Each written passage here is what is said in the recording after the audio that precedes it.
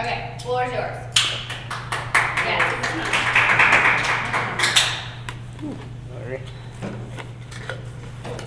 Hello everyone, my name is Glenn Bazemore and I am the CEO and founder of DSpace Divine Finance, a 3D printing and modeling company.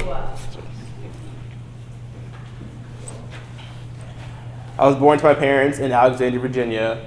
Every weekend my dad would take me to the local high school football field and we would fly model airplanes and launch model rockets as well. He liked me to have a fun, educated childhood learning about aerodynamics and how they affected the world, which sparked my interest in becoming a mechanical engineer at Old Dominion University. Also, when I was a child, I was homesick from school one day and I was annoying him, so he sat me in front of the TV and I watched all the Star Wars trilogy. So I became a huge avid Star Wars fan and wanted to be a Jedi, but he told me really quickly that apparently those don't exist. So also, that made me want to be an astronaut, which I guess at that time equated to the most closest thing to a Jedi, which also sparked me to be a mechanical engineering major at ODU. I also interned at NASA in their satellite lab. I'm also an engineering senior, so I have one more semester. When I first got into the 3D printing environment, I was in high school. Our CAD professor at our school taught us how to 3D model stuff in Inventor Autodesk, which is an online tool people use to model everyday things like picture frames, as well as from car wheels to rims and that kind of thing. We also had a 3D printer in the back of our classroom, but he never told us that it was a 3D printer because he didn't trust us, so he told us it was like a furnace. So I never knew what a 3D printer was until I came here.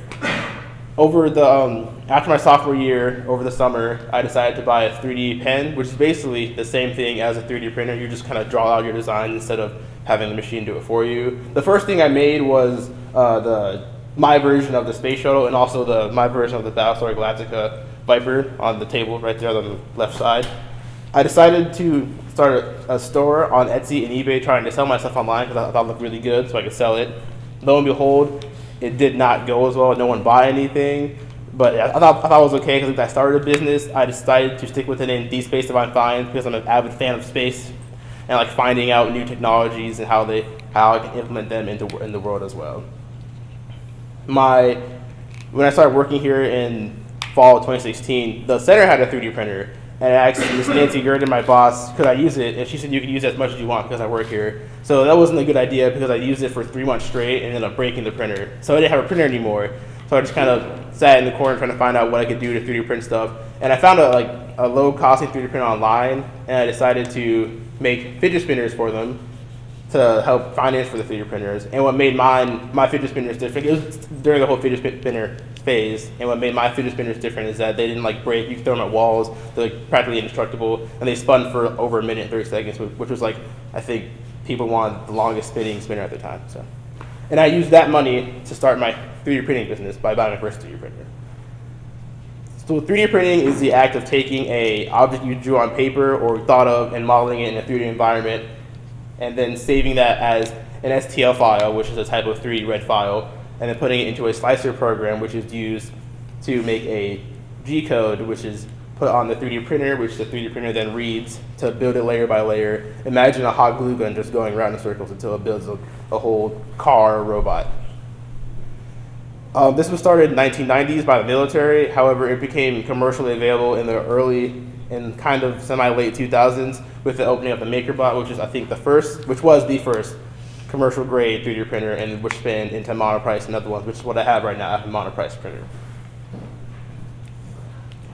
So what makes my 3D printing company different than the other ones is I mainly focus on cosplay and collectors. It's a big market. It's always growing. There's always a new sci-fi movie coming out, and I always love something from a sci-fi movie. So I make it, and people usually come to my site and buy it, or to my Facebook page or Instagram. They like it, and they buy it from me. I have custom models starting at $100, but if it was like a keychain or something small, it would be lesser than that. But usually the models are around $100.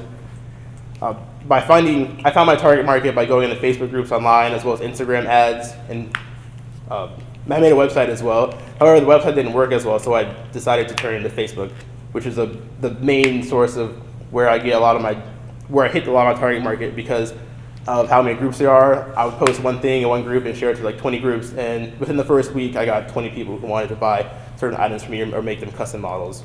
In my first 2 years of making products for people, I made over $6,500, and this year I plan to double that. I'm on track to double that this year. These are some of the things that I made over the past 2 years. The main thing I made was the sword in the middle. A fan film in California contacted me and they wanted to make a Ninja Storm Power Ranger sword.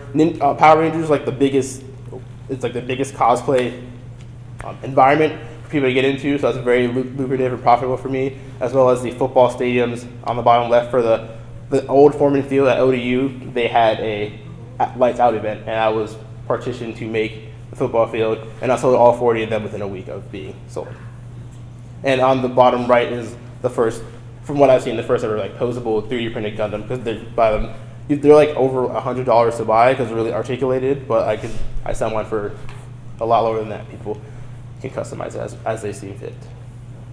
The main challenges I have is exposure to the environment, being able to get the word out there, find the right sales channels to go into, and figure out where I need to be placed at to fit my lucrative market of who I need to reach. Also, time management. Being a senior in mechanical engineering is really hard to manage my time, as well as be able to find time to make my own designs with other people's designs too.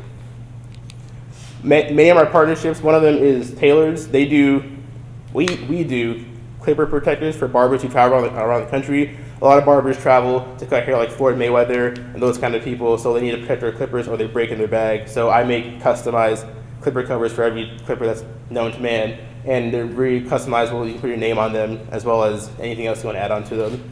The second biggest partnership I have is with Harley Davidson. I made them fidget spinners. Those are the ones right there they look like. And Maurice Slaughter bought all of my fidget spinners and put them in his Portsmouth and Virginia Beach store.